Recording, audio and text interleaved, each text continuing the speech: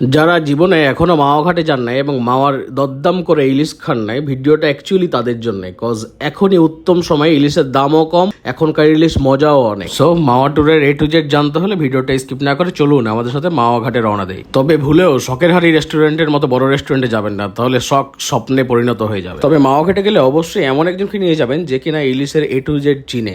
ভালো ইলিশ সহজেই আপনাকে দিবে না, ইগলের চোখ দিয়ে খুঁজে বের করে নিতে হবে আস্ত চকচকে সুন্দর এই ইলিশটা। তবে ইলিশ ভাজার ক্ষেত্রে নো কম্প্রোমাইজ, তাদের ইলিশ ভাজাটা খেতে আসলেও অনেক দারুণ হয়। ইলিশের তেলে ইলিশ এবং বেগুন ভাজার আস্ত স্বাদ নিতে চাইলে আপনিও খুন্তি ধরে একটু নাড়া দিয়ে দিতে পারেন। তবে মনে রাখবেন, নাড়া দিতে গিয়ে এবার একবারে ইলিশকে নাড়িয়ে দিবেন না।